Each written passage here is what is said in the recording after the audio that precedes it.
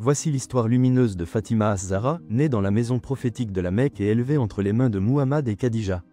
Ce récit traverse les douleurs de la persécution, son rôle de mère des figures emblématiques de l'islam, et son mariage béni avec Ali ibn Abi Talib, un véritable partenariat spirituel. À chaque étape, sa vie révèle la grandeur dans la simplicité, la foi dans l'épreuve et la douceur dans la lutte. Un voyage captivant entre tendresse familiale, courage face à l'injustice et héritage éternel.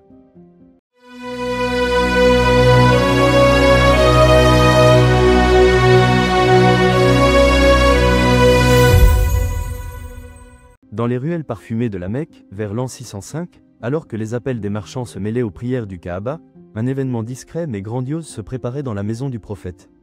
Ce foyer, empreint de sérénité et de lumière divine, allait accueillir une âme exceptionnelle, Fatima az-Zahra, la plus jeune des filles du prophète Muhammad et de Khadija bint Khuwaylid. La nuit était calme, les étoiles scintillaient comme des témoins célestes, et dans ce silence sacré, les premiers cris de Fatima résonnèrent. Le prophète, homme de foi et de tendresse, la prit dans ses bras avec une douceur infinie. Il la nomma Fatima, un nom qui deviendrait synonyme de pureté, piété et noblesse spirituelle. Dès ses premiers jours, Fatima grandit dans une atmosphère de dévotion et de compassion. Sa maison n'était pas seulement un lieu de repos, mais un sanctuaire de valeurs islamiques. Le prophète et Khadija incarnaient la générosité, la modestie et le service sincère envers Allah, des qualités que Fatima absorba comme une terre fertile absorbe la pluie. Malgré les tempêtes qui frappaient la mission prophétique à la Mecque, le prophète trouvait toujours du temps pour sa famille. Il jouait avec Fatima, riait avec elle, et lui offrait un amour paternel empreint de guidance spirituelle. Elle était entourée de compagnons pieux, de récits inspirants, et d'un exemple vivant de vertu. Dans les rues poussiéreuses de la Mecque, alors que les tensions grandissaient autour du message prophétique, une jeune fille observait, écoutait et comprenait. Fatima az-Zahra, fille du prophète, n'était pas seulement témoin de l'histoire, elle en devenait une partie vivante. Le prophète disait d'elle, « Fatima est une partie de moi. Celui qui la blesse me blesse. » Ce lien profond entre père et fille était visible à tous. Fatima reflétait sa douceur, sa justice, sa lumière intérieure. En grandissant, elle vit les insultes lancées contre son père, les persécutions des premiers musulmans, les sacrifices silencieux de sa mère Khadija. Mais jamais son cœur ne vacilla. Elle apprit la résilience, la patience, et surtout, la confiance absolue en Allah. Khadija, première croyante, femme de sagesse et de courage, transmit à Fatima sa force tranquille. Leur lien était tissé de respect et d'amour. Les soirées familiales étaient des oasis de paix. On y partageait des repas, des récits, des enseignements. Fatima, les yeux brillants, absorbait chaque mot de son père comme une graine absorbe la pluie. Même enfant, elle faisait preuve d'une maturité étonnante. Elle partageait sa nourriture avec les pauvres, réconfortait les affligés, et vivait la foi avec une sincérité rare. Avec ses sœurs, elle formait une unité soudée, unie par l'amour et la spiritualité. Et lorsqu'elle entra dans l'adolescence, elle comprit pleinement la mission de son père. Elle vit ses larmes, ses combats, ses invocations nocturnes. Et elle choisit de le soutenir, non par des discours, mais par une présence fidèle, une foi inébranlable. Dans les ruelles sacrées de la Mecque, sous le regard bienveillant du prophète et de Khadija, naquit une lumière, Fatima az-Zahra. Sa naissance n'était pas seulement une joie familiale, c'était un événement qui allait marquer l'histoire spirituelle de l'humanité. Dès ses premiers instants, elle fut enveloppée d'amour, de foi et de noblesse. La maison du prophète n'était pas un simple foyer, c'était un sanctuaire d'apprentissage, de miséricorde et de guidance divine. Fatima y grandit au rythme des révélations, des prières nocturnes, des sacrifices silencieux et des sourires tendres. Son père, modèle de sagesse et de compassion, lui transmit les fondements du Coran, les principes de justice, et l'art de servir la communauté avec sincérité. Mais son éducation ne se limita pas à la religion. Le prophète veilla à ce que ses filles soient cultivées, conscientes du monde, et capables de se lever pour ce qui est juste. Fatima apprit la valeur de la solidarité, la puissance de la patience, et l'importance de la dignité dans l'adversité. Dans les rues de la Mecque, où les cris du Quraysh résonnaient contre le message du prophète, une jeune fille observait en silence Fatima az-Zahra. Malgré son âge tendre, elle était profondément consciente des épreuves que sa famille et la communauté musulmane enduraient. Moqueries, harcèlement, violence. Mais au lieu de se briser, elle absorba cette douleur et la transforma en courage et en confiance absolue en Allah.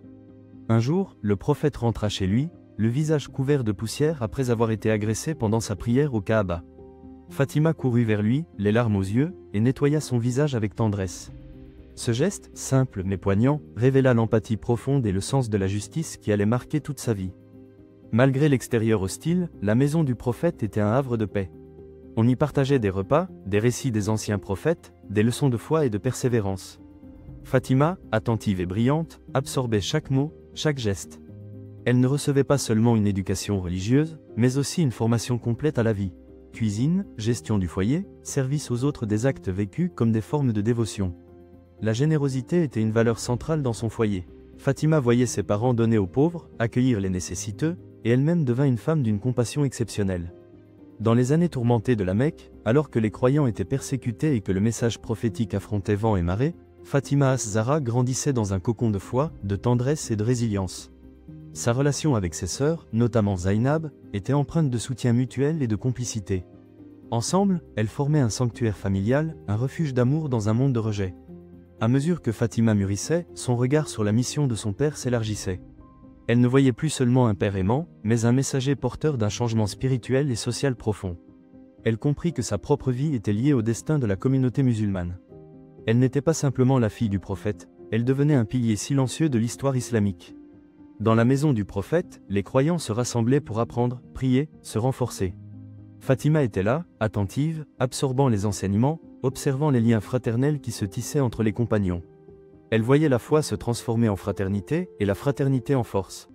Le prophète l'appelait tendrement Oumou Abiya, la mère de son père, un surnom qui reflétait la douceur, la maturité et la compassion qu'elle lui offrait. Elle était pour lui un réconfort, une présence apaisante, une source de force dans les moments les plus sombres. Puis vint le Hijra, la migration vers Médine, un tournant historique. Fatima, encore jeune, vécut cette traversée périlleuse avec courage. Les Quraysh tentaient d'empêcher les musulmans de fuir, mais la foi de Fatima ne fléchit pas. Ce voyage fut pour elle une épreuve de transformation, un passage de l'enfance à la responsabilité. À Médine, la communauté musulmane s'épanouit, et Fatima trouva sa place dans cette nouvelle société. Elle soutenait son père, servait les nécessiteux, et incarnait les valeurs de l'islam dans chaque geste du quotidien. Sa piété, sa justice, son empathie, tout en elle reflétait la lumière prophétique. Le prophète, malgré sa propre souffrance, la consolait, lui apprenait la résilience, la patience et la compassion. Ces valeurs devinrent les piliers de son caractère. Fatima ne se contentait pas d'observer, elle soutint, réconforta, servit. Elle devint un bâton d'espoir pour sa famille et pour les croyants. Khadija, sa mère, fut un modèle de force et de générosité. Fatima l'observait aider les pauvres, soutenir le prophète et incarner la noblesse du cœur. Cette légende de bonté fut transmise à sa fille, qui devint à son tour une femme d'une compassion exceptionnelle. Puis vint l'année du deuil, Amal Uzun, 619. Fatima perdit sa mère Khadija et son oncle Abu Talib, protecteur du prophète. Ces pertes furent dévastatrices, mais elles marquèrent aussi le début de sa maturité, de son engagement actif dans la famille et la communauté.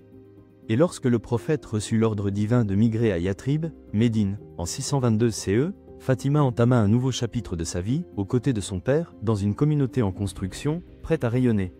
Dans les vents brûlants du désert, alors que les Quraysh traquaient les croyants avec acharnement, Fatima as-Zahra entama le Hijra vers Médine aux côtés de son père et des premiers musulmans. Ce voyage n'était pas une simple traversée, c'était un acte de foi, un abandon des biens, des repères et des souvenirs.